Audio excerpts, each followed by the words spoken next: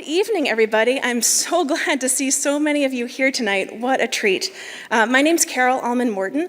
I'm the Executive Director of OLLI at Berkshire Community College, and I'm just up here for a brief moment to just say that it is my pleasure to see you all here tonight and to introduce Ellen Kennedy, President of Berkshire Community College and one of our biggest supporters, probably our biggest supporter. And welcome to Ellen. Thank you, everybody.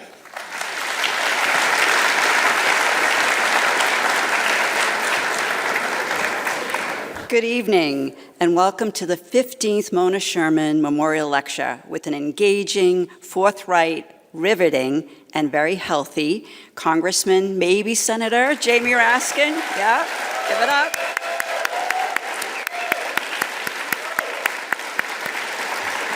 We are so pleased that you could join us this evening. OLLI at BCC is growing and strong. We are excited for the next year of programming and about the ongoing opportunities for programming that connects members of the OLLI at Berkshire Community College community with the college and our wonderful community. So you may be wondering why I'm wearing my regalia. Perhaps it is to forward promote Berkshire Community College's commencement this coming Friday at 4:30 at Tanglewood. It's open to all and a really wonderful and moving experience. But no, it is for another reason. The Berkshire Community College Board of Trustees is privileged to award honorary associate degrees to individuals recognizing outstanding service or accomplishments of the individuals who have positively impacted the college and community. This is the highest award the Board of Trustees may grant. For this reason, it is highly selective and is granted in the rarest of occasions. Today, we are honored to present a posthumous honorary degree to Mona Sherman. I would like to invite out Mona's daughter, Lisa Shackey, and granddaughter, Casey Gleicher, to join me at the stage to receive the degree on her behalf from a very wonderful person presenting it. We are here today in this theater because of Mona Sherman.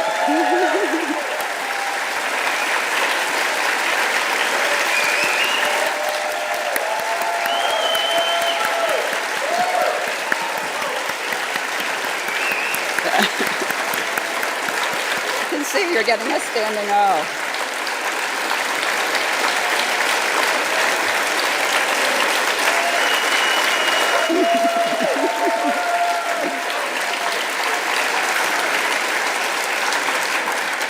I told him he was beloved here. We are here today in this theater because of Mona Sherman and her family. OLLI at Berkshire Community College is here today in large part due to the work of Mona and her husband, Art Sherman.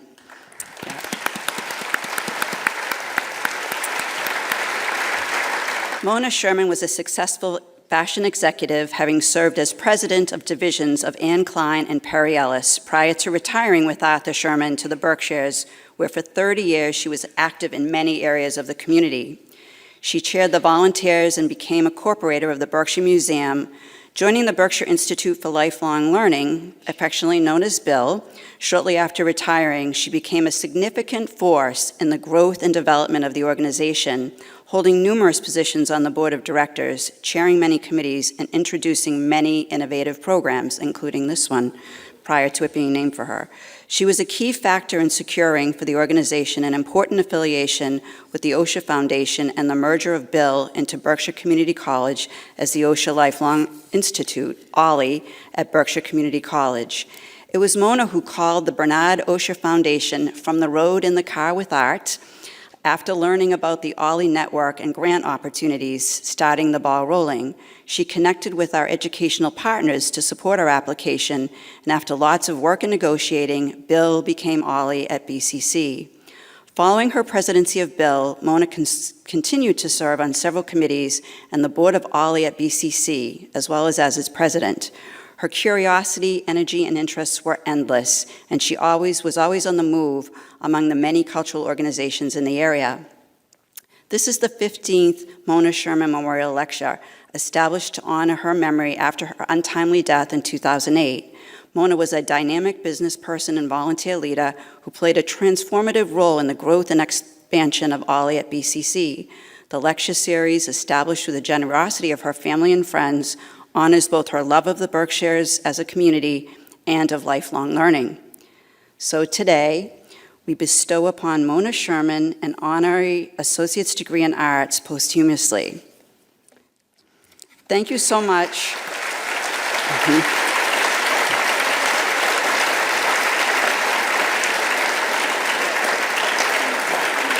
Thank you so much to Mona and to her family for their commitment to lifelong learning, higher education, and community engagement. Congratulations. Thank you.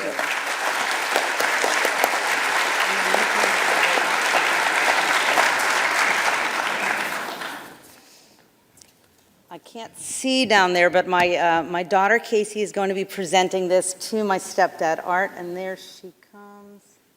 Casey, there, all right.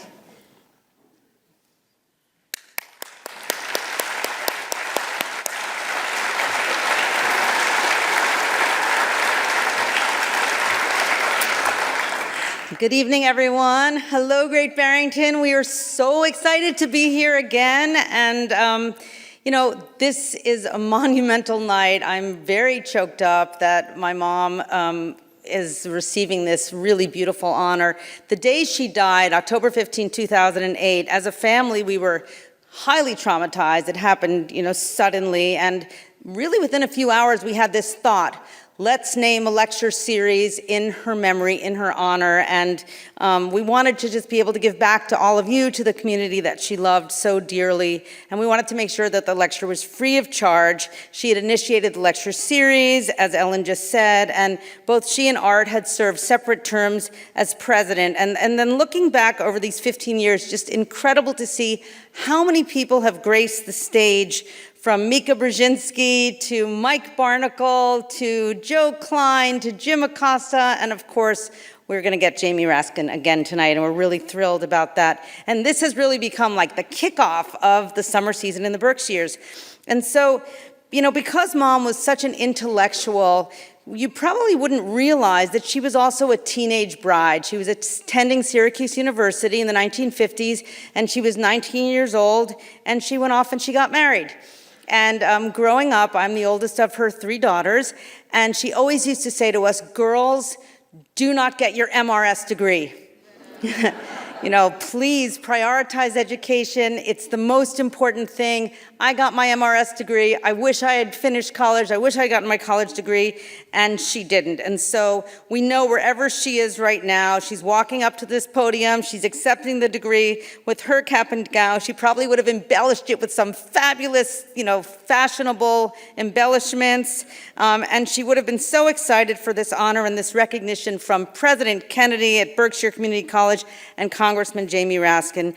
And really in a full circle moment, my sister Tina Sharkey is now faculty at USC, entrepreneur in residence and an adjunct professor at the Iovine and Young Academy at the University of Southern California.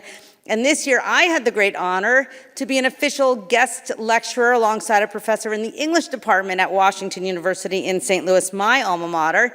And my sister Pamela is also certified in all sorts of healing arts and is in the middle of opening up a healing center after her college degree, in which she graduated with Latin honors. So we thought it would really be a true gift to have this come full circle, to have Mom, you know, achieve something that she absolutely missed out on and always talked about during our childhood. So Jamie Raskin is back here tonight, and we are just so honored. As many of you may know, we published his #1 best-selling memoir, Unthinkable: Trauma, Truth, and the Trials of American Democracy, in hardcover back in January 2022, right around the 1-year anniversary of the insurrection. It became the biggest book in the industry. It was the #1 bestseller, and now it's come out in paperback, and we have copies for you guys that Congressman Raskin will sign. Congressman Raskin also wrote the afterword to the January 6th committee report, and we also have that back there for you guys to sign. So after Jamie delivers his lecture and after he answers your questions, and feel free to ask anything you want, please do that, but then wait around and he can sign your books. I also want to take time to just thank a few members of the community here, in particular Ollie and its director Carol Allman-Morton and Judith Weiner. They've been instrumental in helping. And then the great staff at the Mahawi, especially Executive Director Janice Martinson and technology wizard Lucas Pulaski, who has been really helpful with tonight's video and large screen presentations, which you will soon see. Of course, Berkshire Gas, which is one of our sponsors, and the Berkshire Eagle and its wonderful publisher, Fred Rutberg. And if you haven't gotten your copy of the Berkshire Eagle today, we have a whole page. One article is an interview with Jamie Raskin, and the other is an article about Mom. And I want to thank Clarence Fanto for his tremendous writing.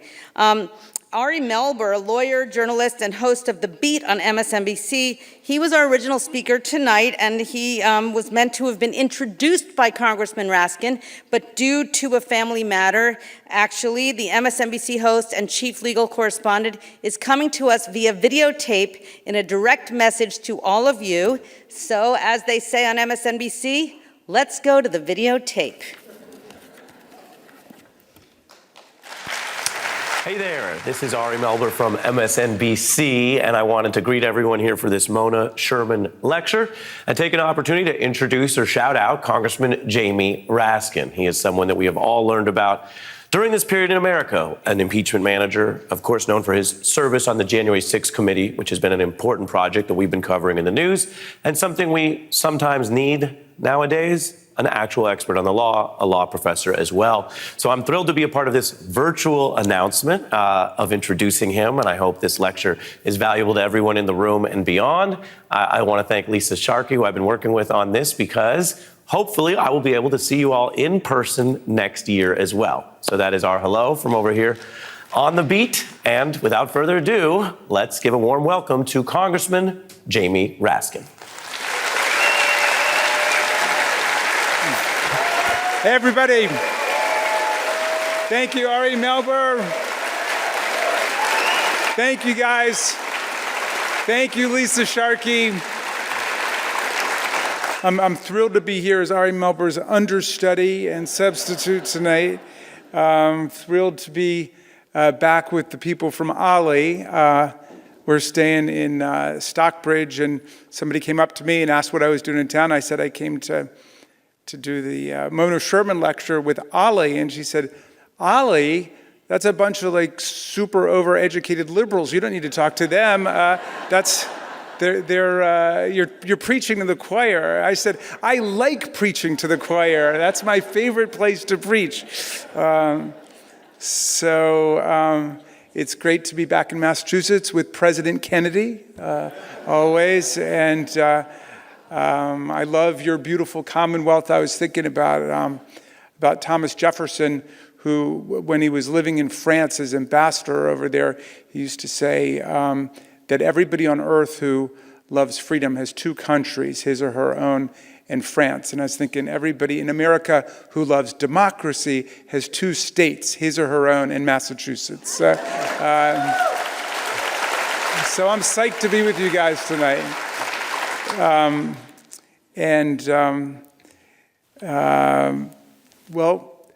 Settle in, because I've come a long way from the free state of Maryland, and I got some stuff to say, and I was once a state senator, so I knew how to filibuster, and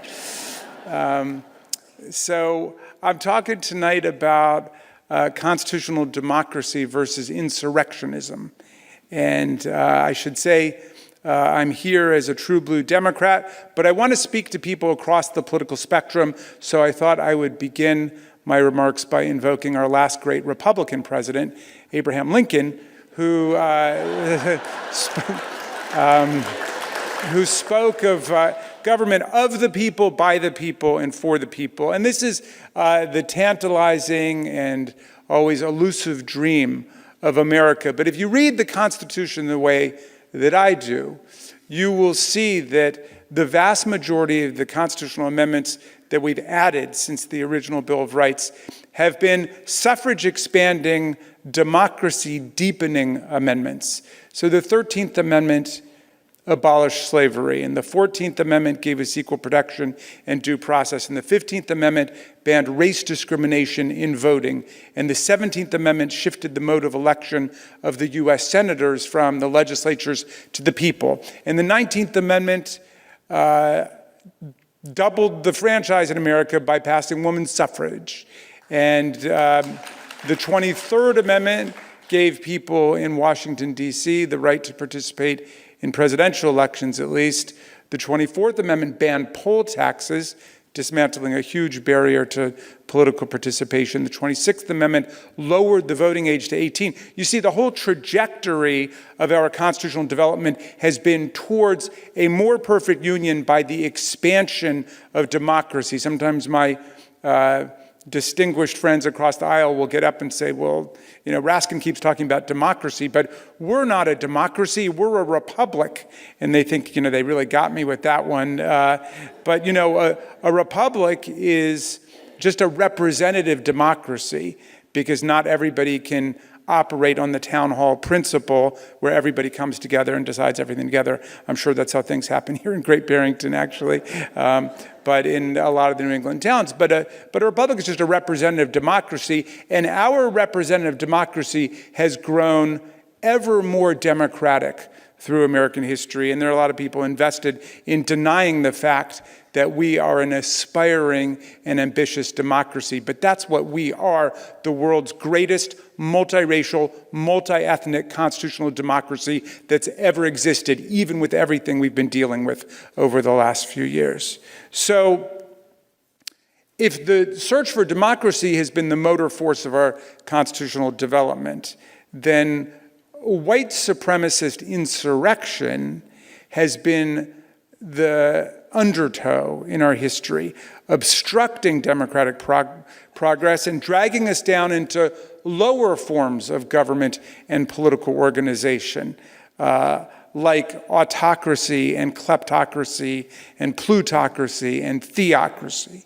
So I want to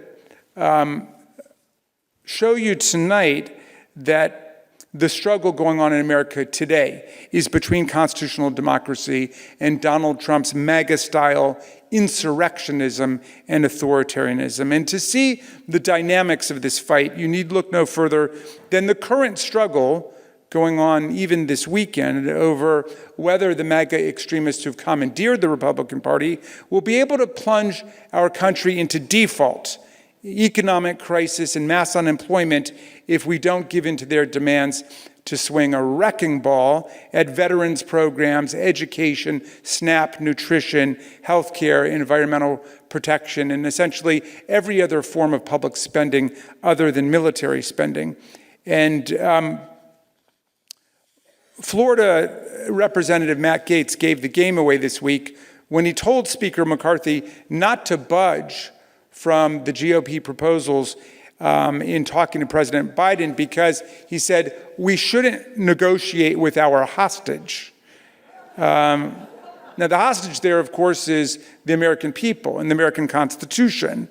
And this legislative hostage-taking is not just a pathological departure from 2 centuries of American politics and government, threatening a default for the very first time in our history, but it's also an effort to violate the Constitution in a way that is totally fundamental to American insurrectionism. Now, if you'd go to slide 1, my friend Lucas, if you're out there. It is up there, okay, good. Section 4 of the 14th Amendment says that the validity of the public debt shall not be questioned. And that's the principle which should be framing this entire debate. The 14th Amendment is not an option, as the press keeps saying, should the president exercise the 14th Amendment option. It's a mandate, and it's the whole context within which we have to be examining this whole struggle that's taking place. Congress has passed dozens of spending statutes, Social Security, Medicare, Medicaid, education, as well as statutes providing for federal borrowing under Title 31. And the president's job under Article 2 of the Constitution is to take care that the laws are faithfully executed. But now Kevin McCarthy and his team are saying that the Liberty Bond Act of 1917, which is the source of the debt ceiling that they now wield like a dagger at the throat of the Republic, means that the president must accept everything they're telling him to do, or else they will force the country into its first default ever. But I would argue, and I think it's perfectly clear from the Constitution, that President Biden has a responsibility to enforce all of those spending laws, Social Security and Medicare and Medicaid, and to meet the contractual obligations of dealing with the bondholders of the country. And all of those are a massive statutory mandate on the president, who takes care that the laws are faithfully executed. And against all of that, they say, well, there's this one law, which they describe as a debt ceiling, which would prevent the president from meeting all of these other laws. Well, even if you accept that that's what that statute means, and I don't, but even if you accepted that, then you would say, well, in the conflict between all these other laws and that law, why don't we look at the Constitution, which says the validity of the public debt shall not be questioned? And in that case, it makes it perfectly clear that if forced to the edge, the president must go ahead and make the payments to those people who are owed money under our Constitution and under our statutes.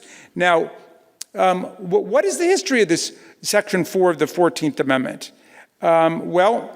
During the Civil War, President Lincoln and the Republicans had to increase the federal debt 80 times in order to pay for the war. And President Lincoln committed both to private entities, but also to states that were putting up money and whose people were serving in the war, that their debts would be made, either money they put up ahead of time or the bonuses and the pensions that were owed to the Civil War soldiers. And when the southern states re-entered the Union, they quickly began talking about repudiating the debt that President Lincoln had incurred in the course of prosecuting the Civil War. And the pro-union forces said that they would never repudiate the debts that were incurred during the course of the Civil War. And moreover, it should never be a question of partisan contest whether the country would pay the lawful debts that the government had engaged in. And thus, that's the genesis of this provision, which says not only the validity of the public debts, including the bonuses and pensions owed to people who served in the war against insurrection, are owed, but also that no money should ever be paid to anybody who ever engaged in insurrection or rebellion against the Republic. And so for me, this whole problem that the country's been obsessing about over the last several weeks is easily synthesized and resolved by one thing that President Lincoln said during the Civil War. And he dispatched federal troops to my home state of Maryland in order to make certain that the certain Maryland state senators would not vote to secede from the Union. And he suspended habeas corpus in the area between the District of Columbia and Pennsylvania in Maryland.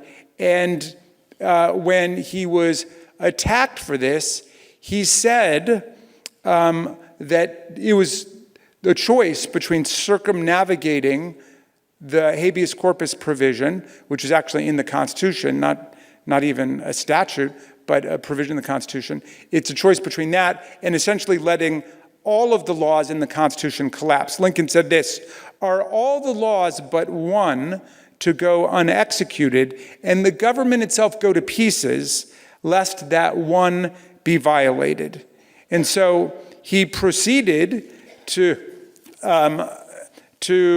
suspend habeas corpus in order to save the Union. And I think President Biden would be engaged in far less dramatic action simply to say he's going to pay the Social Security recipients, he's going to pay the Medicare recipients, he's going to pay the bondholders of the country. All of those laws need to be enforced because the Constitution requires it. So.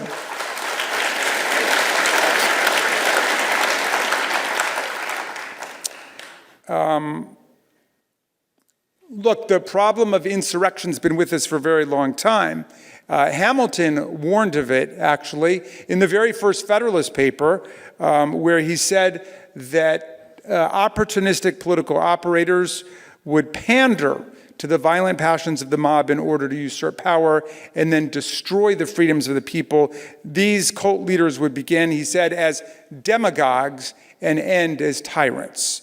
In 1838, in his famous Lyceum address, delivered after the murder of abolitionist newspaper editor Elijah Lovejoy in Alton, Illinois, by a racist mob, Abraham Lincoln denounced mob violence. He observed that if destruction ever came to America, it would not come from transatlantic military powers, it would come from within our own country.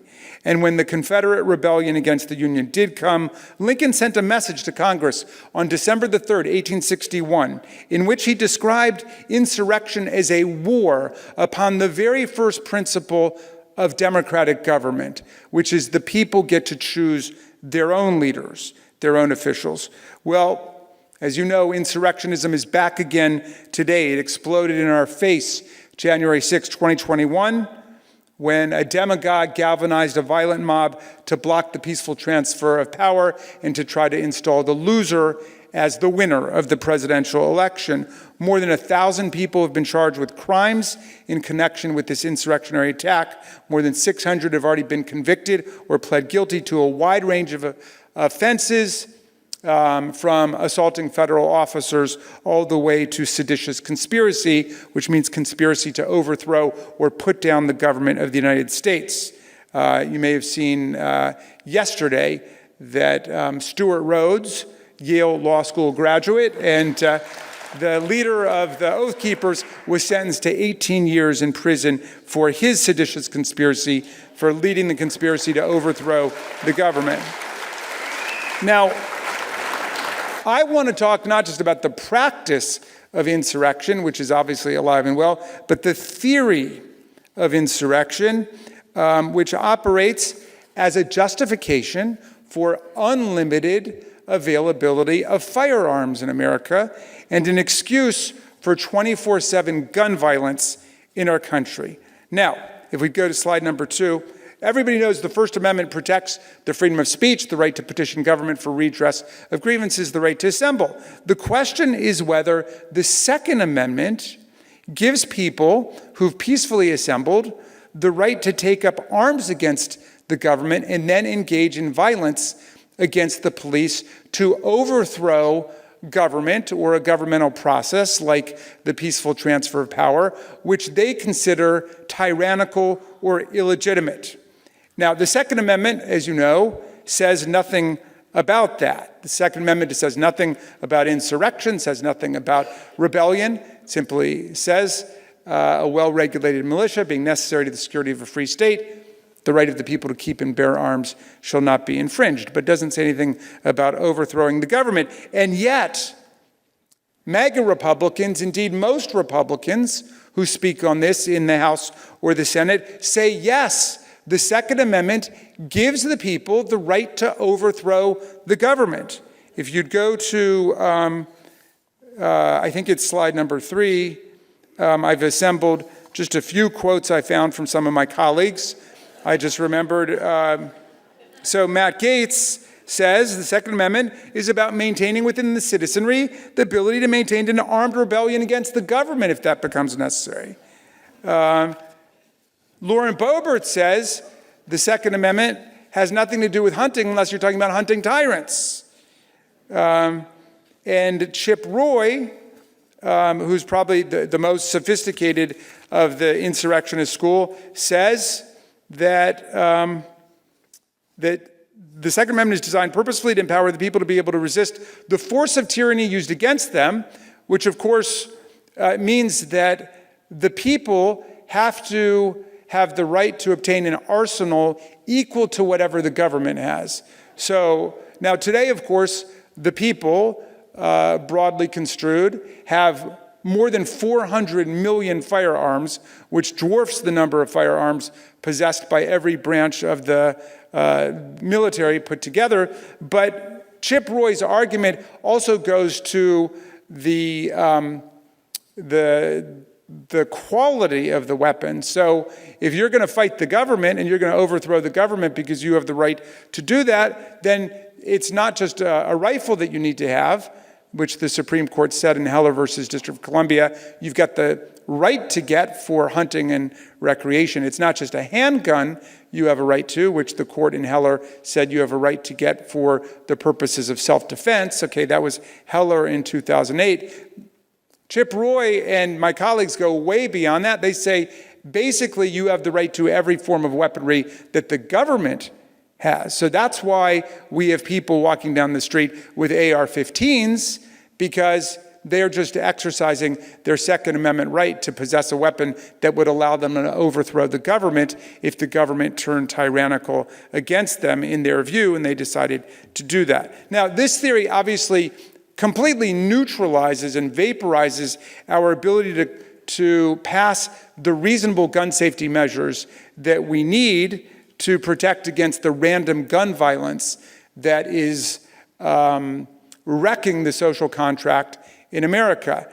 In 2023, we have seen more mass shootings than we have seen days.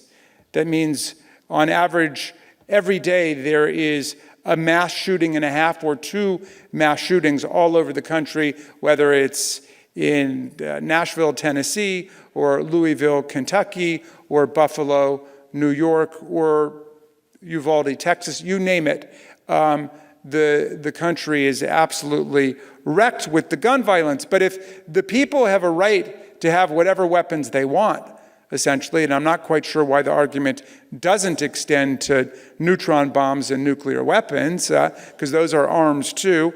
But basically, you can buy weapons of war freely at gun shows without even a background check, online without even a background check, or in a private gun sale. All of that is justified by this insurrectionist theory of the Second Amendment. So it's a very big deal what they're saying, what has become the dogma, not just of the National Rifle Association, but also of President Lincoln's party, which, it gives me no joy to tell you, has become an authoritarian cult of personality, and yet has now swallowed this dogma whole. So I want to examine this claim that the Constitution protects our right to overthrow the government, which has a stranglehold over not just the GOP, but millions and millions of people in the country who now believe this. Let's start with this basic reality check, because we just had an insurrection on January 6, 2021. Of the more than 1,000 prosecutions brought and the hundreds of convictions that have been obtained, do you know how many of those prosecutions have been voided out, or how many of the convictions have been overturned on the basis that the defendant had a constitutional right to overthrow the government? Zero, right? None of them have. So just to reground everybody in reality, if it were true that you had a right to try to overthrow the government, you would think that some of these convictions would be thrown out, but none of them, in fact, have been. But I propose to show you exactly how at odds this is with the actual text and structure and meaning of our Constitution. So go to slide number 4 for a second. The Constitution treats insurrection and rebellion not as some kind of reserved constitutional right of the people, but rather as a constitutional crime, which the Constitution mobilizes against. So in, I think we're at slide 4, Article 1, Section 8, Clause 15, gives Congress the power to provide for calling forth the militia from the states in order to suppress insurrections and repel invasions. Okay, that's right there in Article 1, Section 8, which enumerates the powers of Congress. So think about that for a second.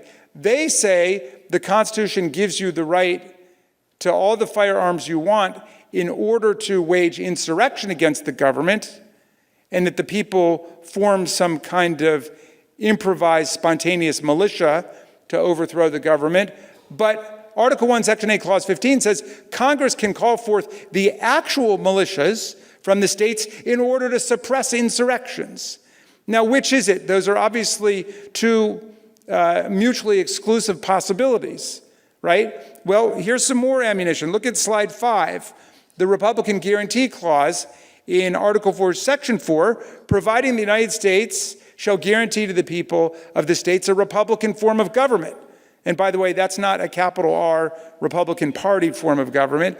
That's a representative form of government. And protect each state's government and the people against invasion and domestic violence.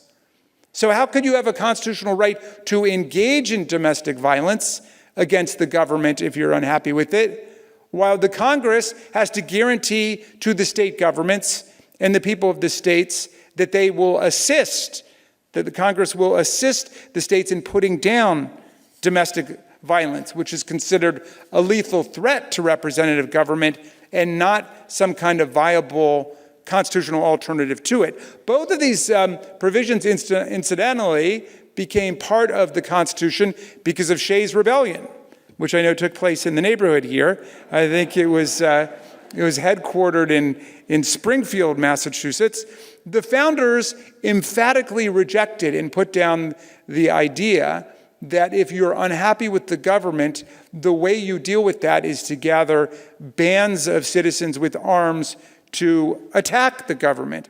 The militia, which the insurrectionists like to imagine exists as the people's reserve organic power to fight the government, is actually the well-organized instrument by which both state and federal governments have suppressed insurrections and which Congress can call into service at any point to oppose domestic violence. Check out slide 6, which defines what the militia is.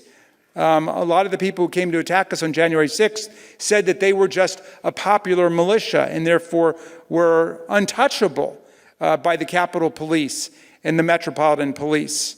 And they would have been untouchable by the National Guard had Donald Trump actually sent them into service, but he didn't.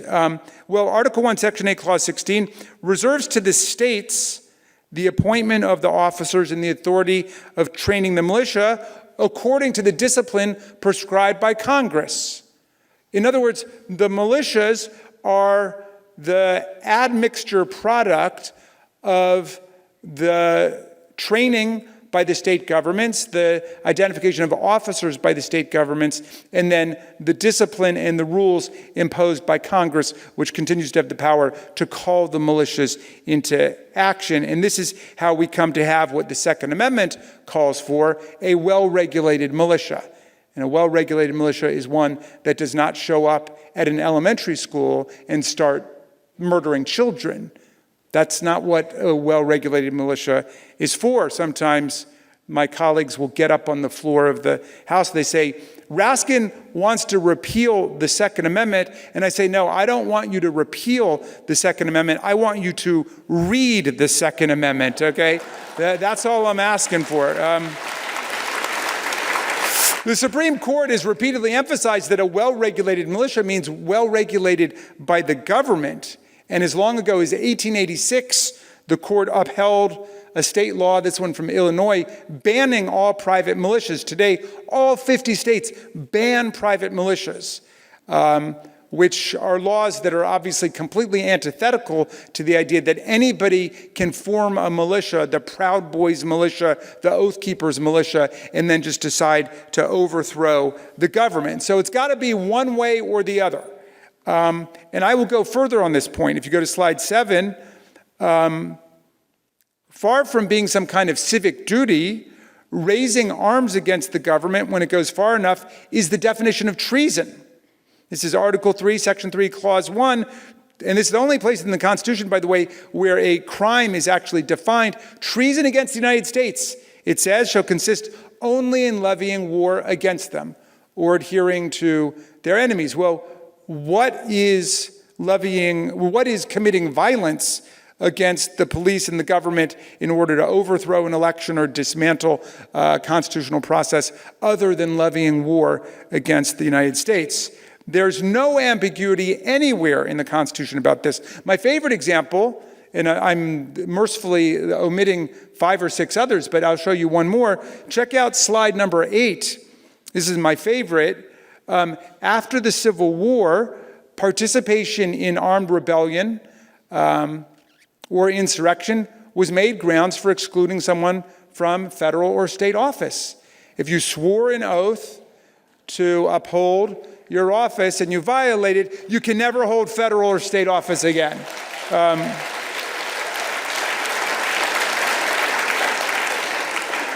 So if we've got all of this overwhelming evidence right there in the body of the Constitution, I've spared you most of the Supreme Court case law on this, but you can imagine during the Civil War, there were a lot of cases about this, and not a single one said that there was a right of insurrection or secession or disunion, okay?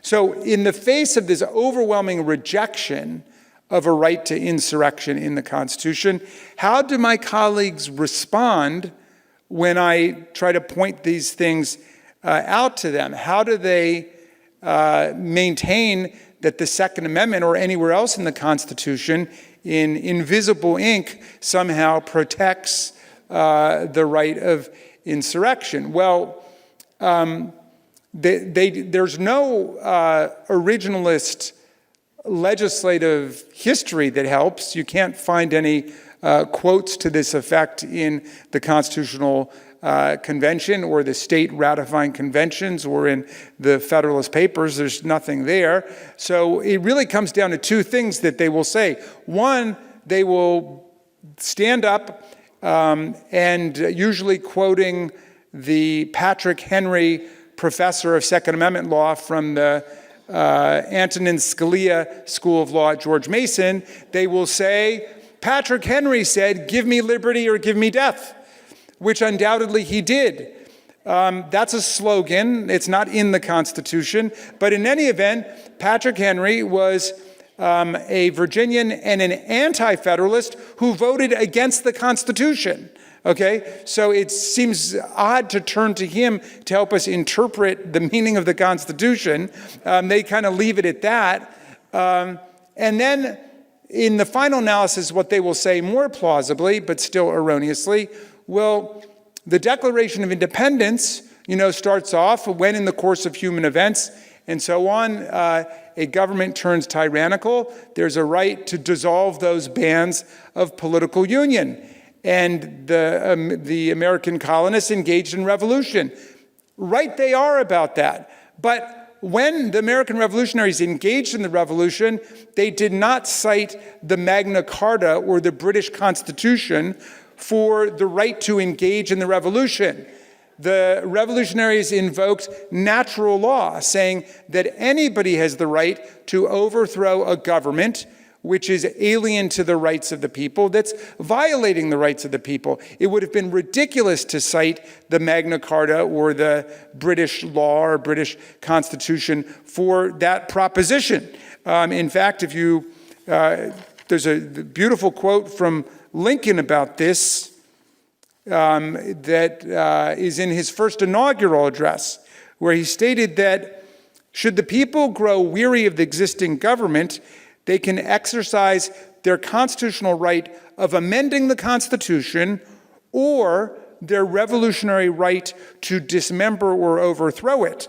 But the revolutionary right is, by definition, Lincoln said, not a constitutional right, because as he put it, no government proper ever had a provision in its organic law for its own termination, it being impossible to destroy it except by some action not provided for in the instrument itself. So, if you want to overthrow the government of the United States, if you think that the presidential election of 2020, which Joe Biden won by more than 7 million votes, 306 to 232 in the Electoral College, if you believe that that was a fraudulent election, if you believe the government has turned tyrannical, yes, you have every right in the world to exercise what you think is your natural right to overthrow the government. But you do that on your own time, on your own dime. Don't cite our Constitution. And if you attack our police officers and our National Guard officers and our local police officers and you lose, you're going to go to jail. in our system of government, okay? And I know that Marjorie Taylor Greene and Lauren Boebert described the people in prison in Washington, D.C. today for assaulting federal officers and for engaging in seditious conspiracy to overthrow the government of the United States as political prisoners like Nelson Mandela or Alexander Solzhenitsyn, people who were fighting authoritarian regimes who were violating the rule of law and human rights.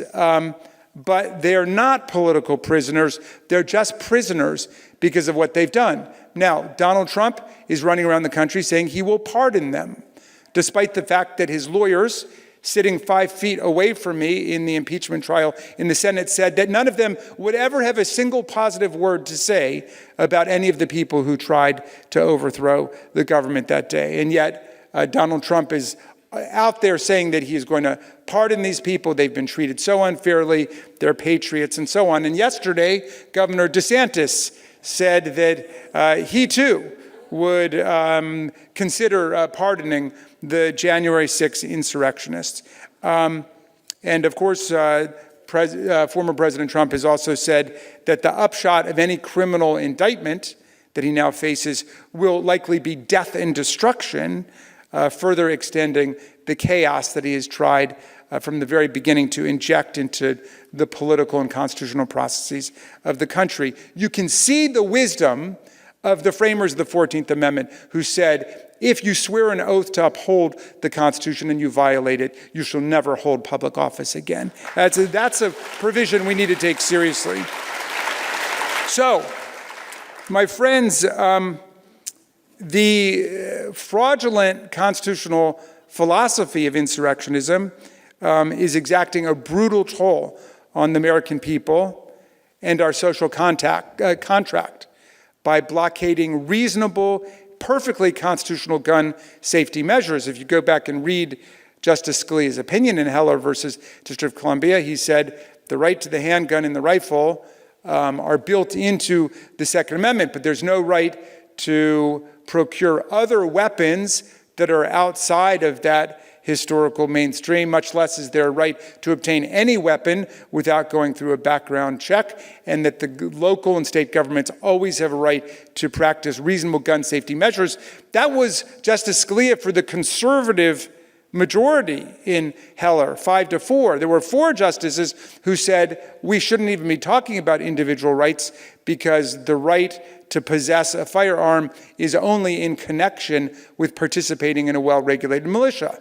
Well, the majority didn't go with that. They said that it is a right that belongs to everybody, but it is limited to the handgun and to the rifle for hunting and recreation, which would allow us all of the leeway that we need to pass a universal violent criminal background check in the United States of America. Okay?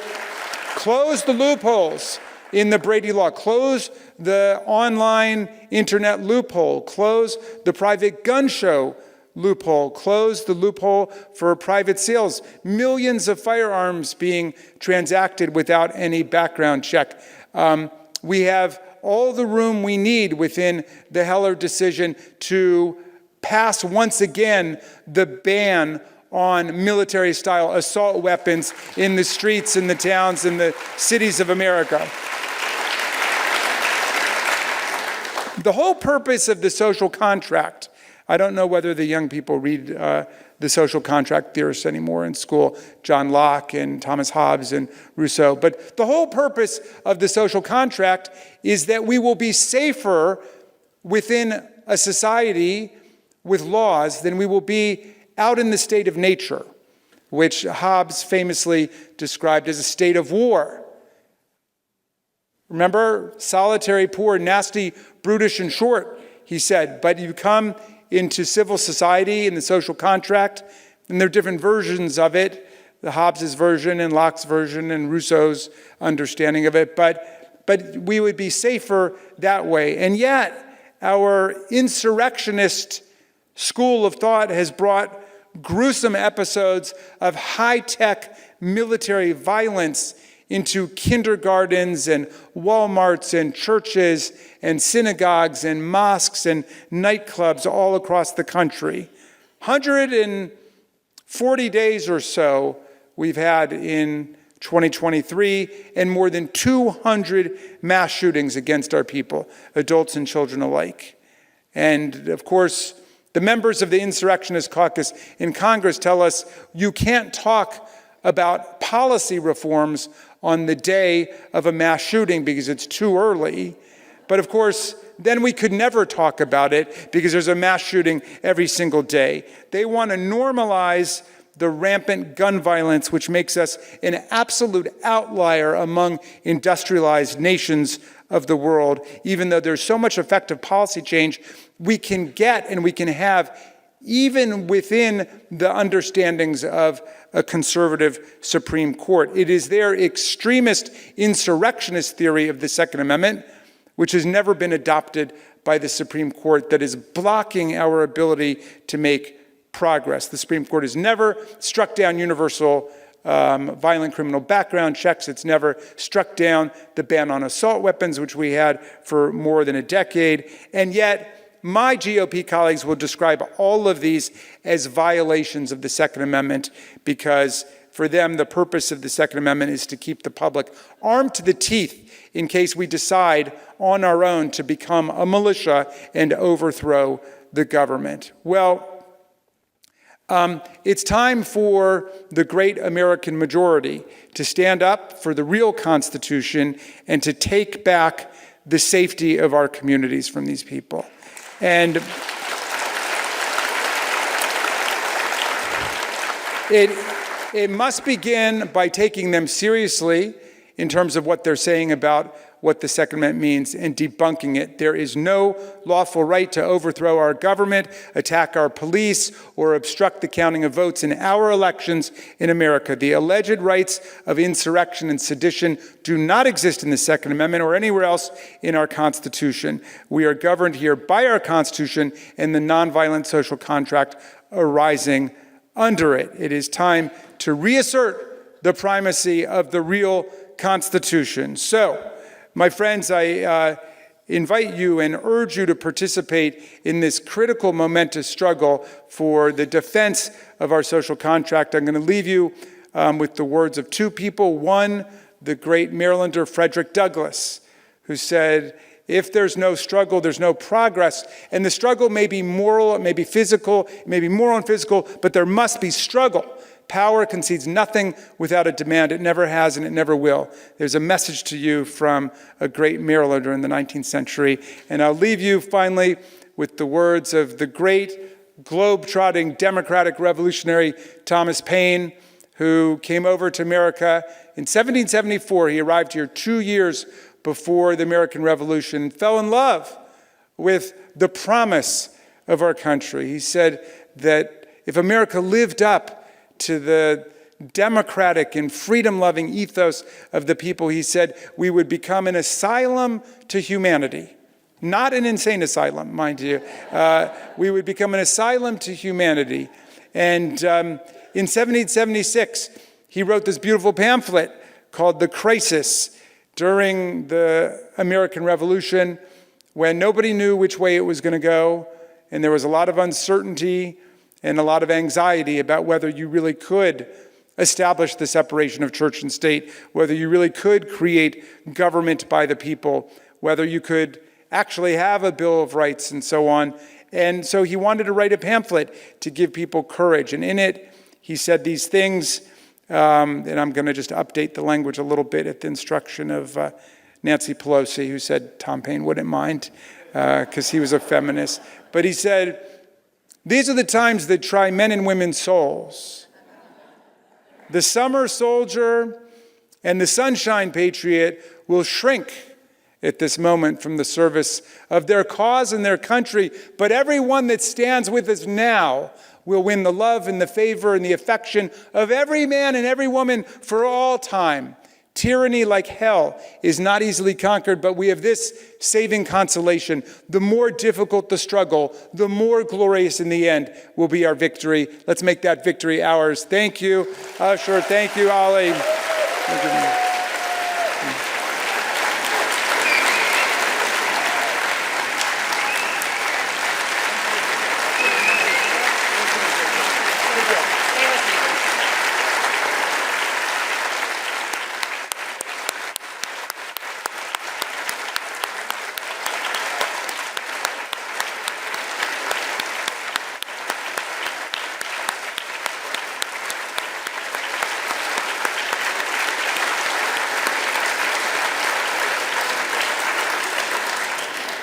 I just want to say one more thing.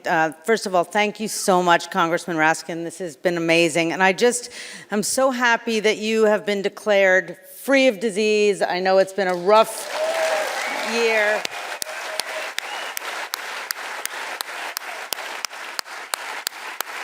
I mean, America needs you more now than ever before, and we're so happy that you're here with us. And we are now going to open up the microphones, and I don't think there's any questions that are off limits.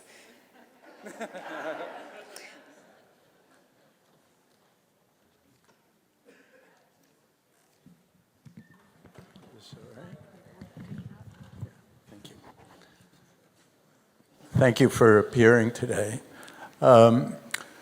Assuming the debt crisis gets resolved before June 5th, do you think it's possible constitutionally for the government to initiate a declaratory judgment action in court and finally get a determination that, in fact, the 14th Amendment, as you described, would control, and that, therefore, by doing it that way, it's not interfering with the functioning of the government? It's a great idea, but I don't think the Supreme Court would touch that. I think they would say there's not an actual case or controversy at that point if we resolve it. So I think that the court would say that, that would be an advisory opinion, which they don't like to render. I mean, I think a lot of people on my side of the aisle are regretting the fact that, we didn't use a brief moment in time just to repeal that statute, which, has brought us to the brink of this, of this nightmare. I mean, no Congress has ever pushed it to this point before. I think, this is quite extreme. But, people, a lot of the reporters were saying to me this week, well, you keep talking about, Section 4 of the 14th Amendment, but nobody's really heard of it before. And I'm like, well, you might not have heard of it. It's still in the Constitution. But the reason you haven't heard of it is that no Congress before ever dared to try to drive the whole government of the United States over a cliff like this. But they did a government shutdown and they did a violent insurrection. And so they were perfectly happy to do what Donald Trump was calling for, which was for a default. So we are going to have to deal with it one way or another. I agree with you there. Thank you, Congressman. If we the people are concerned about preserving democracy and protecting it, as we all should be, which presidency should we be more concerned about? That of Donald Trump or that of Ron DeSantis?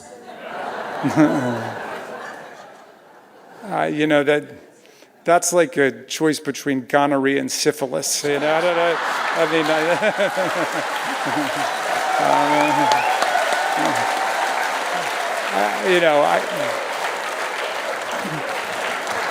So someone asked me, did I think that DeSantis could beat Donald Trump? And I said, it's like saying, could a candidate beat David Miscavige for head of the Church of Scientology? It's operating like a cult.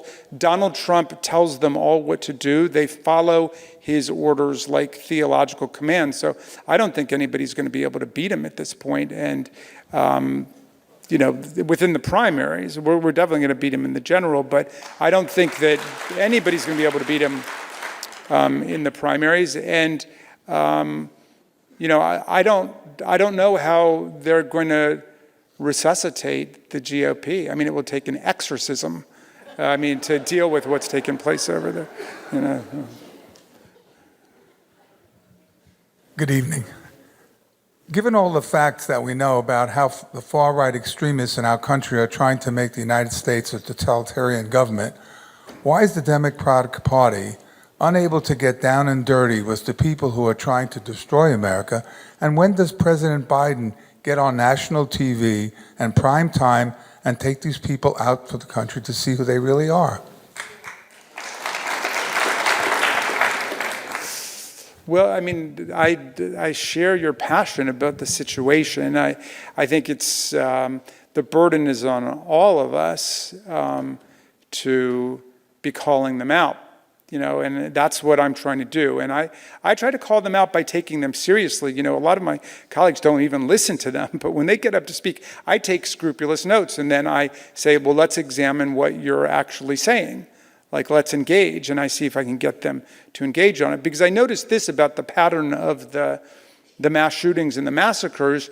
Our side would get up and say, what is wrong with the government at this point? I mean, we're not taking care of our people, and this is a nightmare, and it's uncivilized, and no country in the world is living through the kind of bloodbaths that we see now on a routine basis. And they get up and they say, there's nothing that can be done under the Second Amendment.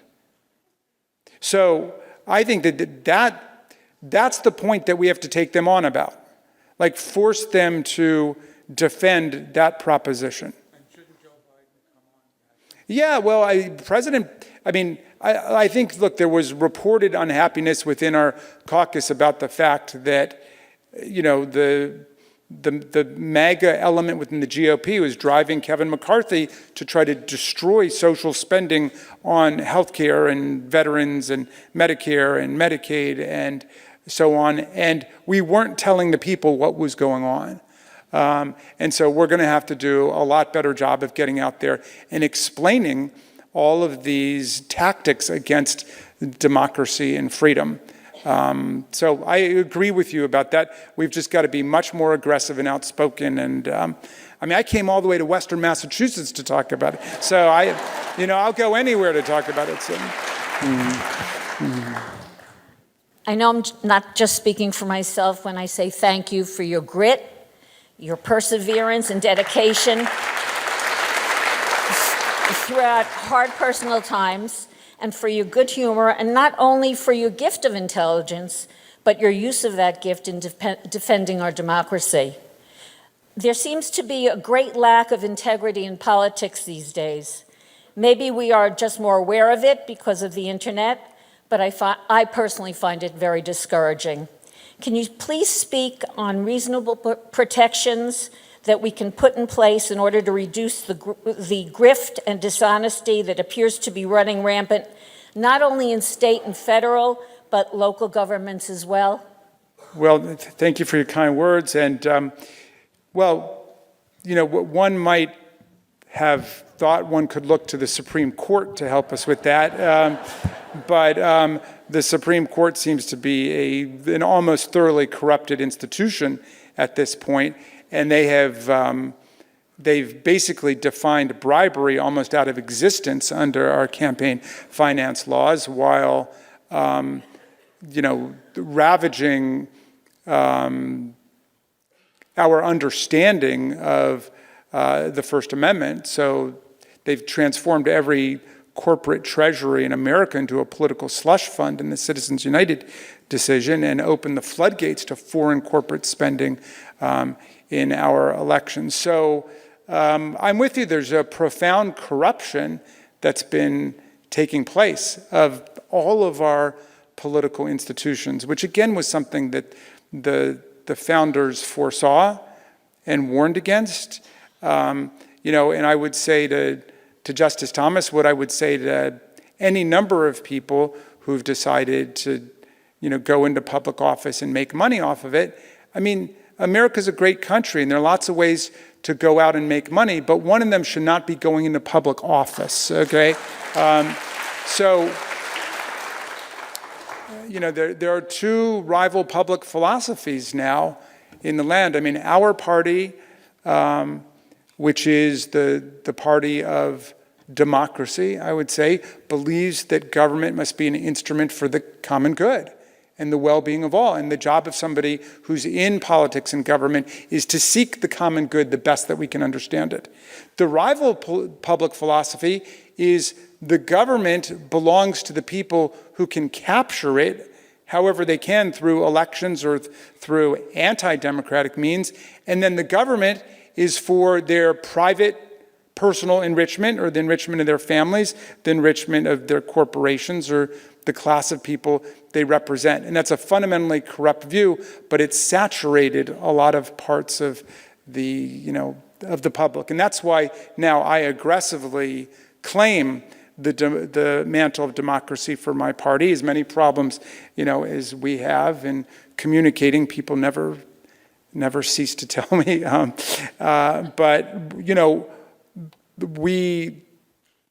a lot of my Republican colleagues will deliberately mispronounce the name of our party in its adjectival form. So they get up and they say, well, that Democrat Congresswoman with her Democrat plan and the Democrat program and so on. And for years I was getting up and saying, actually, you know, the noun is Democrat, but the adjective is democratic. So you've got to say the Democratic Congresswoman, the Democratic Party, the Democratic plan. And they kept doing it. And so one day earlier this year, I just lost my cool. And I said, you know, you've got this self-appointed political speech impediment, and it's contagious. It's spreading over to my side. Now when I try to open my mouth to say the name of your party, it just comes out the Banana Republican Party and the Banana Republican Congressman.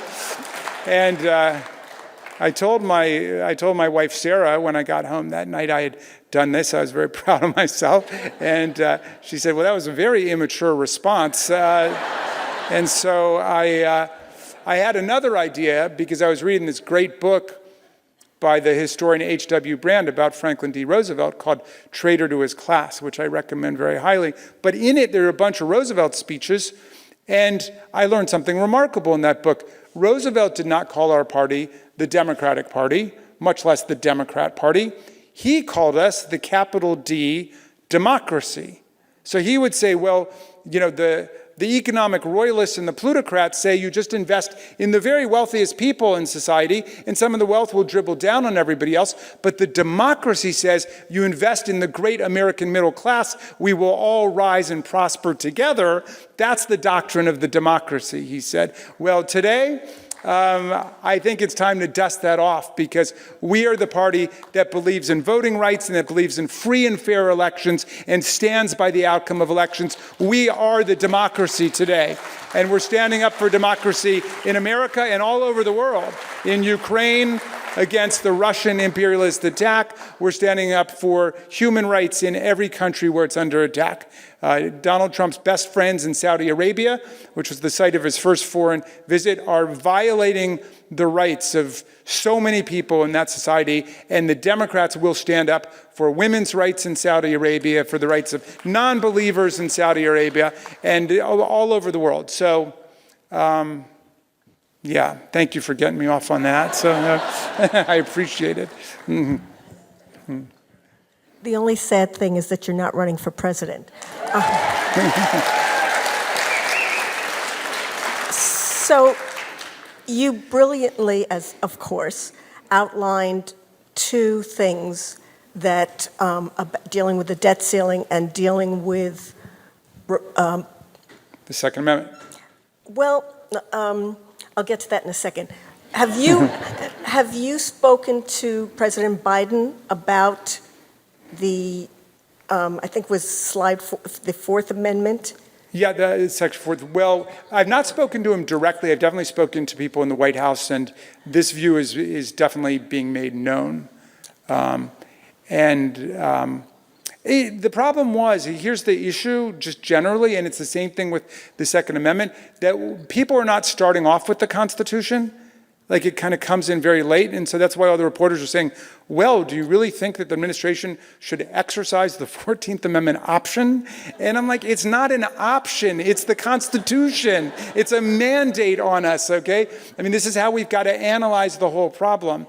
And, you know, I mean, we're getting into the same thing with DeSantis, who now has, 7 or 8 things he wants to ban in the teaching of schools, critical race theory and critical legal studies and things that he deems politically incorrect.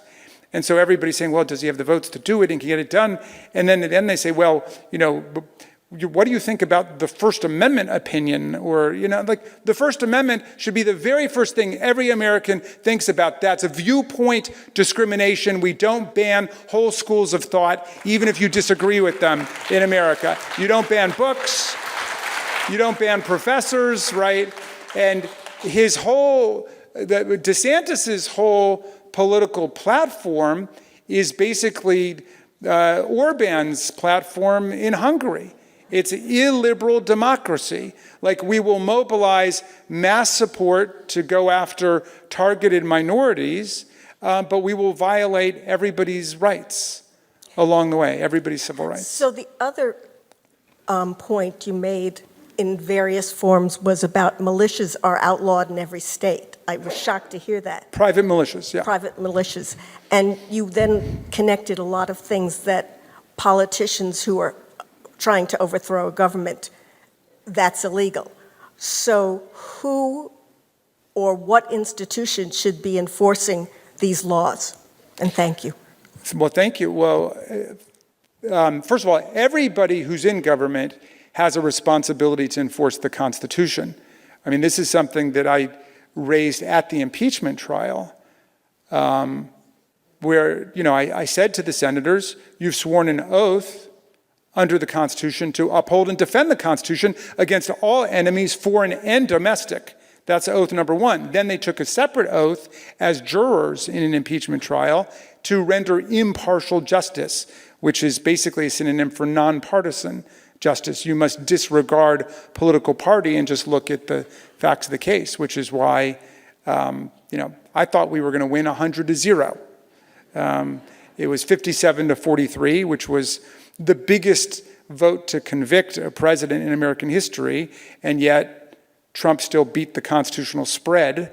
We didn't make it to 2/3. We were 10 Republican senators short of having done that. But it should be everybody's responsibility to study the Constitution, explain the Constitution, debate the Constitution, right? The Constitution does not belong to Chief Justice Roberts or the Supreme Court or Justice Thomas or anybody. It belongs to we the people. It's our Constitution. And so we all have to fight for it. And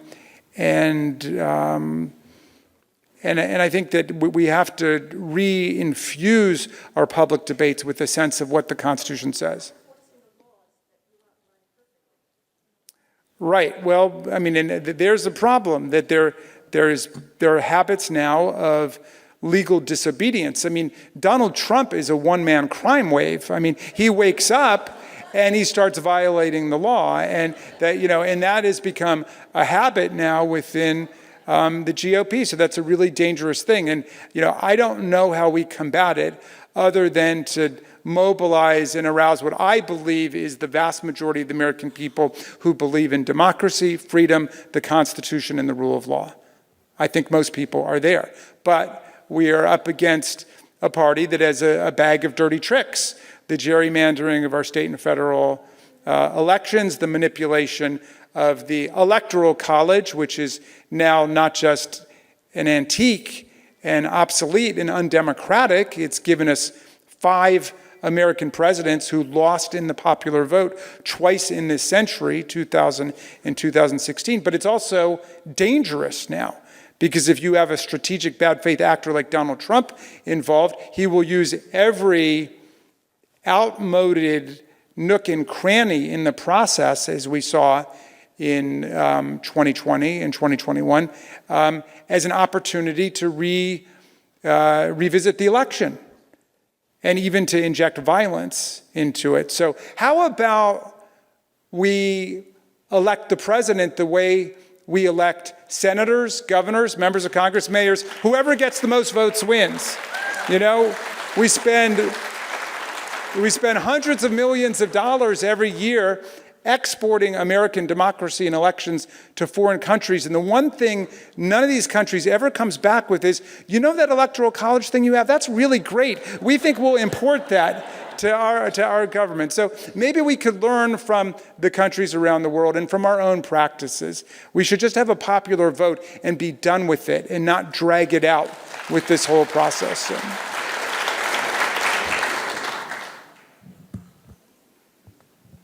Thank you, Congressman. I hope this question makes sense. Last night, Michael Beschloss mentioned that you can take Trump out of the equation. And Trumpism is so embedded in our network now, and it's gone underground. And he fell short of mentioning how other countries may be involved in trying to destroy our democracy. With the slide you showed, there were anyone who aided an insurrection should not hold office. how come no one was held accountable on the GOP side, the ones that were texting Trump, et cetera, et cetera? So. Well, there have been various cases brought under Section 4 of the 14th Amendment. The problem is that none of the elected officials have been prosecuted or convicted yet. Now, I introduced legislation with Representative Debbie Wasserman Schultz from Florida to set up a process in the Federal District Court of the District of Columbia to centralize all these cases there. So if there's a claim that somebody's running for office who participated in insurrection or rebellion, because the Section 4 of the 14th Amendment doesn't talk about having been convicted of, but just having participated in. So, but we think that there needs to be due process, but it could be civil due process to consider it. That has not been taken up yet, but we're still hopeful that it might be. But the answer to your question is, if Stuart Rhodes had been an elected official, he clearly would be disqualified at this point. Well, Matt Gaetz has not been charged or prosecuted yet. There were a number of members of Congress, you'll recall, who we subpoenaed to come and testify before the January 6th committee, who just refused to do so. So you can draw your own conclusions from it, but it is different from a criminal conviction or a civil conviction. And that's the problem that we have. We would have to act to create some mechanism for hearing cases about it. Otherwise, it's going to be up to each state court or each state secretary of state to deal with challenges to particular people being on the ballot. So we'll see if Donald Trump is actually prosecuted by the special prosecutor, Jack Smith, and he's convicted, then I think there would be an extremely strong case under the 14th Amendment that he could not serve. That would become a bar to him serving again.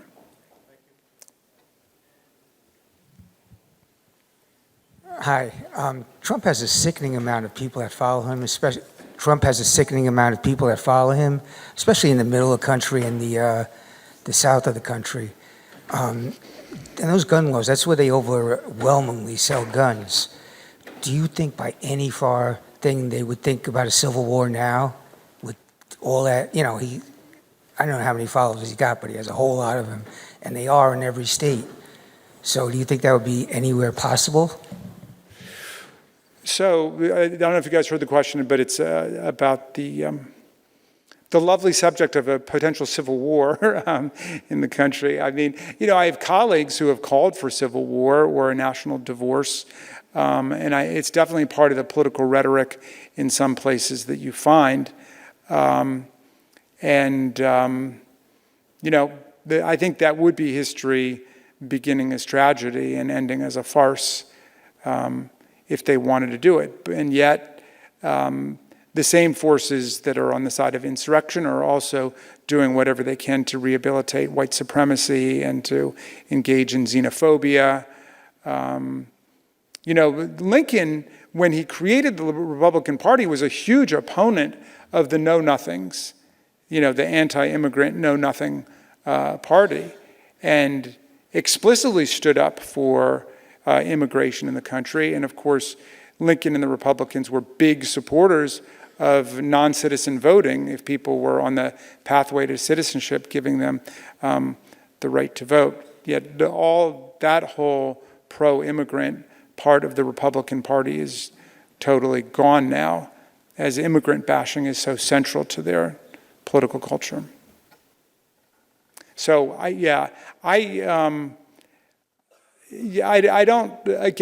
like to think that there is a patriotic pro-democratic majority across the country, and that there are not states that will, seek to secede.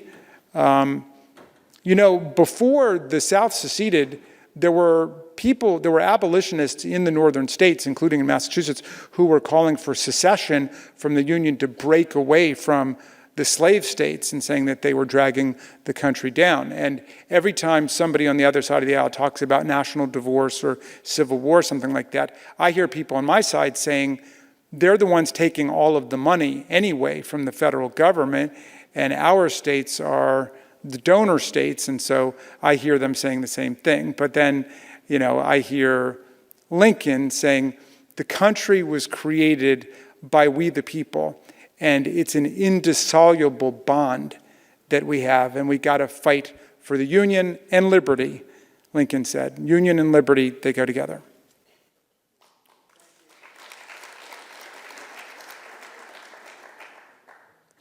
You mentioned a few minutes ago 2000 election and 2016, where the person who got the popular vote was not elected president.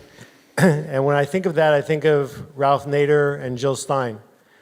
There's a group going around now called No Labels that's looking to put a third party in every state. They're trying to get on the ballot first in these swing states and then in every state. Whether or not that happens, we'll see. But knowing that that's a possibility, and they're looking to put independents, one Republican and one Democrat, together as a team, and knowing that if it was Donald Trump running against Joe Biden, Donald Trump's supporters seem to stick like glue a little closer and would less likely be siphoned off by a third party. And knowing how close the swing states could be and get affected by a 2% or 3% swing, and knowing that if the Republicans thought that this was going to hurt them, they would play dirty now and try to prevent this group from getting on the ballot. And knowing that many people say that Democrats don't play dirty enough, what could you do and what could your party do if you see this eventuality as losing the presidency to Donald Trump in 2024? Well, I agree with that question. I mean, I can see where you're coming from on that. And I think this is a deranged, vainglorious, narcissistic effort by somebody. I don't know who wants to run for president against Joe Biden, who wants to equate Joe Biden with Donald Trump. I mean, is there anybody in the room who would be tempted to vote for that ticket? I mean, understanding what the stakes are, I can't believe that there would be. Incidentally, you bring me back to the politics of 2000, and I wrote about this actually in my book, Overruling Democracy. But when Nader did that in 2000, and it was interesting because Ralph Nader ran as a Green, but never joined the Green Party. He was an independent and refused to join the Green Party. But I wrote something. This is before I was in formal electoral politics. But I wrote something I think about 6 weeks before the election for I think it was Slate magazine or maybe Salon. But basically advocating that if you want to make the point of voting for Ralph, do it in one of the red states where it's not going to make any difference. But if it's a swing state like Florida or Michigan or Wisconsin, that's a very dangerous thing to do. So I advocated vote trading websites where people could go on the website and say, all right, I was going to vote for Nader in Florida, but instead I'll vote for Gore, but can I find somebody in Alabama or Mississippi who's going to vote for Gore, who would vote for Nader? And there were like 25 of these websites that grew up overnight, like Gore for Nader, Nader for Gore, votetrader.com. And what was interesting about it was that neither Gore nor Nader understood it. And Nader said, I think everybody should just vote for whoever they want. And, who's in your heart, as if voting were like writing a poem or painting a painting. It's strategic collective behavior. And Gore pretty much said the same thing. But the people who understood the danger of it were the Republican attorneys general in the states and the secretaries of state. And they said this was a vote buying conspiracy. They were calling for me to be prosecuted for it. And they shut down these websites.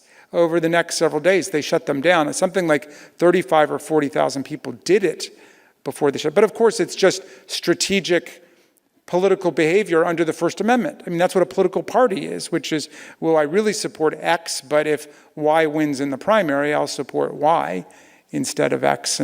There was one challenge in the Ninth Circuit. And the Ninth Circuit said, of course, this is First Amendment protected behavior. But I think there's something far more sinister going on with this no labels effort, by the way. And when I talk to the people who are no labels, or the caucus in Congress is called the problem solvers caucus. Some people call it the problem causers caucus. When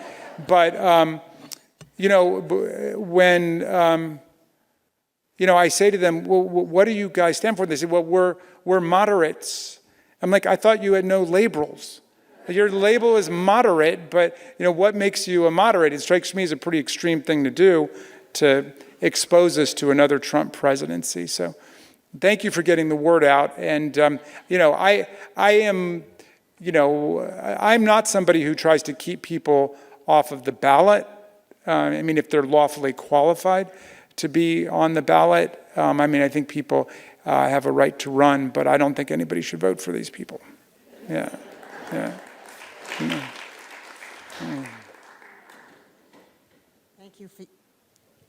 Thank you for your strength and your leadership.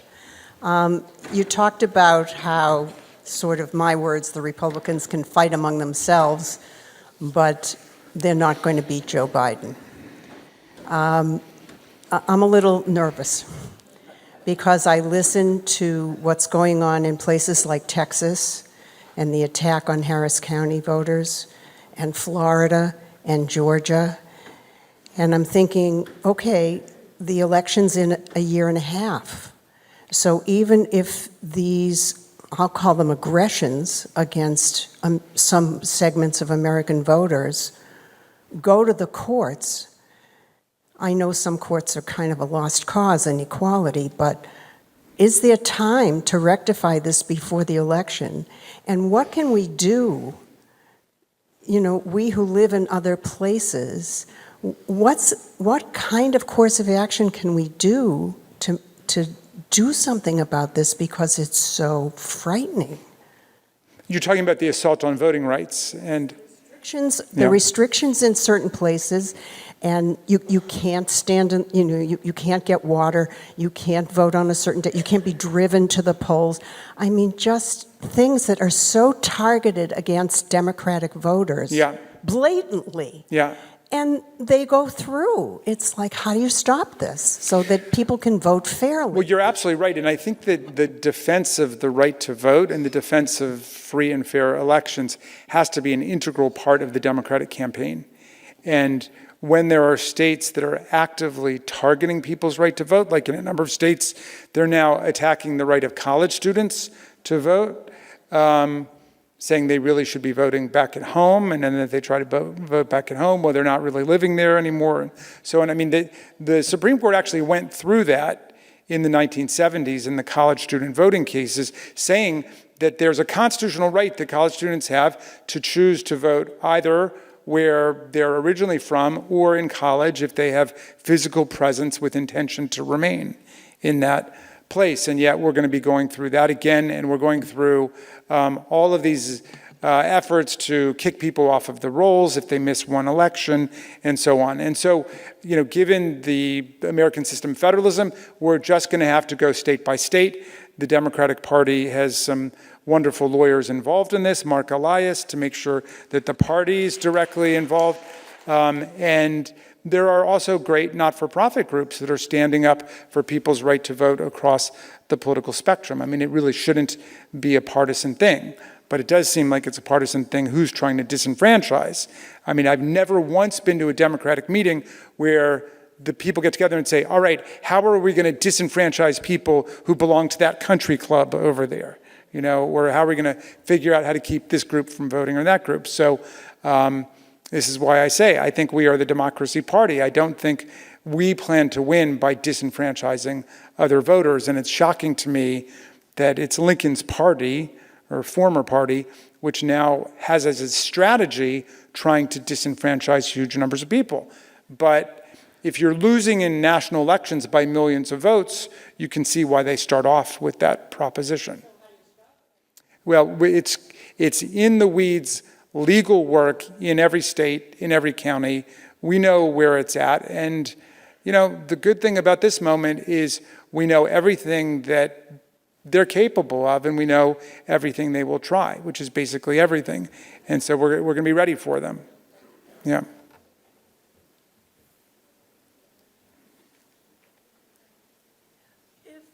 insurrectionists were literally at war against our Constitution. Why are they not prosecuted? What's the legal basis for not prosecuting them for treason? And some of them are just prosecuted for sedition. And second, could you please tell all of us how we can support your campaign for the Senate?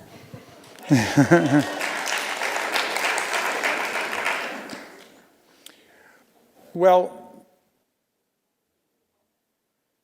although treason's in the Constitution, there would need to be prosecution under existing statutes.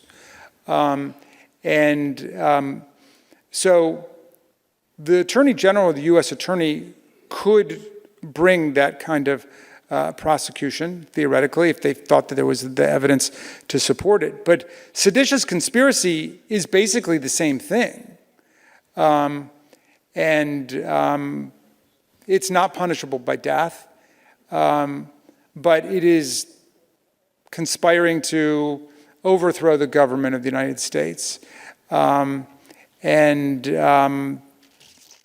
So, you know, one of the questions about like the prosecution of Donald Trump that has come up is, would it be too divisive to pursue a prosecution if the special prosecutor came back with charges, or would it make us like a banana republic?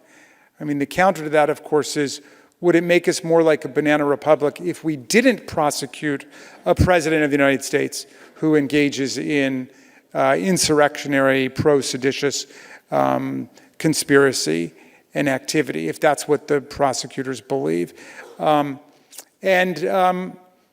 You know, it's not a question that prosecutors usually ask. They usually ask, was there criminal conduct, and is there sufficient evidence to prove there was criminal conduct? Not how much would people like this prosecution or dislike it.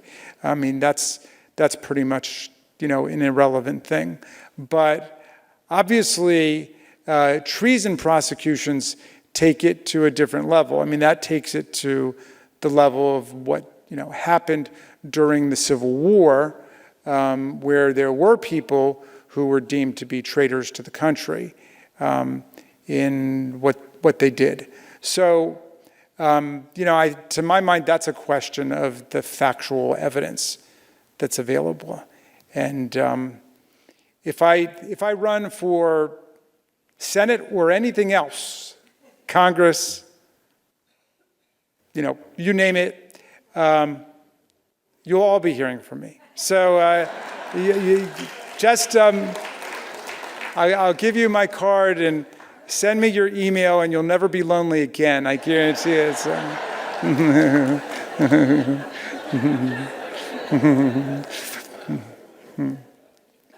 I'm already getting emails from you.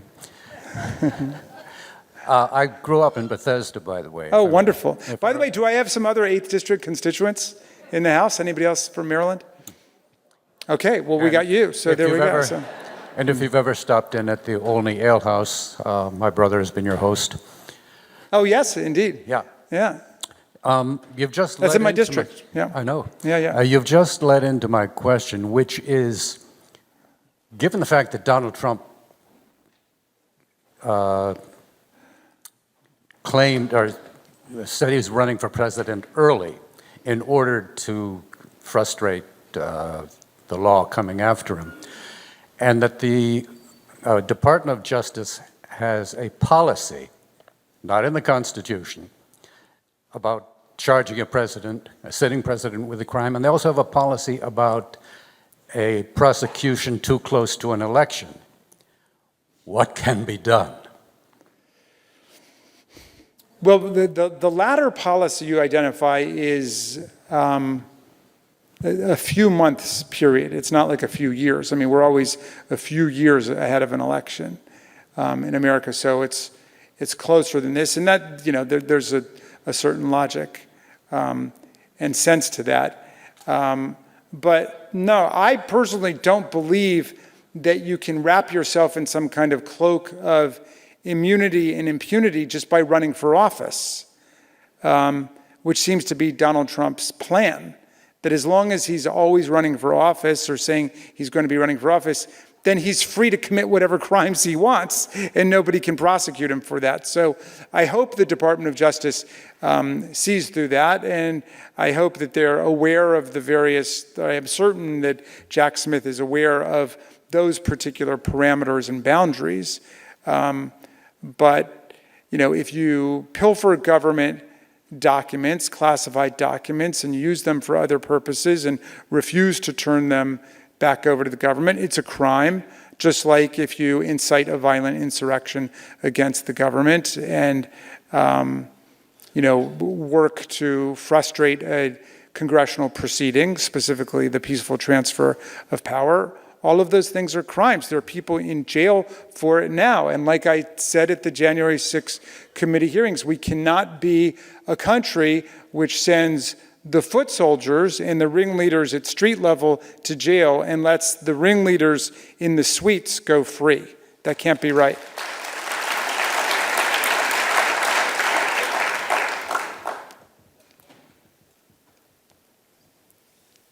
I can't believe we live in a country where Donald Trump is running for president again.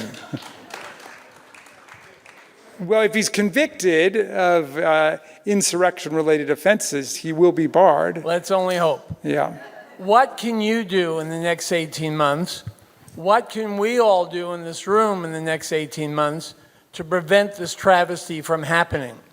Why do I have to look at him every other day on TV or read about him in the media almost every day? Yes. You are an American hero, an intellect, a constitutional scholar, a public servant, a law professor. We want to hear you every day, not only to a super educated liberal audience, but to every ear in the country that you can avail yourself to be able to be listened to, because you are our American hero. Thank you.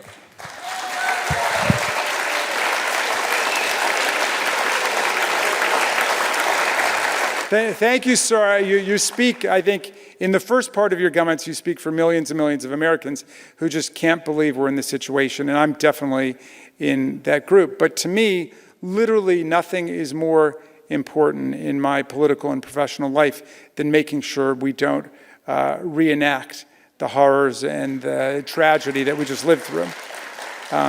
We can't. So I'm completely with you on it, and I am committed to doing whatever I can to stop that. And that, to me, is the overarching question in my mind as I figure out what I'm going to be doing over the next couple of years. So I thank you for that.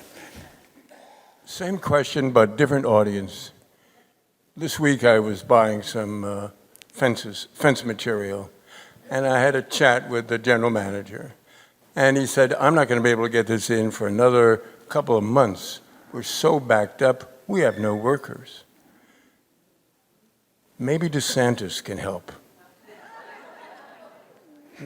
Assuming he's not part of the cult, how do you respond to somebody like that? And he's in Massachusetts, so it doesn't make any difference. But if he were not, and how do we reach out to somebody like that? Yeah, well, to my mind, the immigration issue is very similar to the gun violence issue, which is there are just stunningly obvious things that we could put together if we dislodged the political stalemate over it. One of my colleagues, Veronica Escobar, introduced with a Republican colleague bipartisan legislation on immigration to get things moving. And right away, Kevin McCarthy said, we're not going to do anything until we deal with the border wall first, so that it's, back to the border wall, which, by the way, I thought Mexico was going to pay for that. But you see, there's the problem, which is we can't make any progress if the problem is defined in such an extreme way as to make it impossible to have any sort of bipartisan consensus moving forward. And you're right, we've got, because of the Biden administration, maybe the best employment rate in American history, the lowest unemployment rate. But we also have huge labor shortages in different parts of the economy. And we have huge labor shortages in the caring professions, for example, among nurses and social workers and the elderly care, assisted living facilities, and so on. I mean, that would be a perfect opportunity to bring people into the country who want to come here. And yet, we can't even have an open, reasonable conversation about it without then somebody saying, you want to bring murderers and rapists into the country, and so on. So, we got to recover, where Thomas Paine was. Like, let's find the America that wants to be an asylum for humanity and remembers that that the most people in America today came here as immigrants, the people who are not descendants of slaves or American Indians. A great immigration success story starting in 1492 in America. That's when it all began. Thank you guys for your participation tonight. Thanks again. Thank you, Lisa.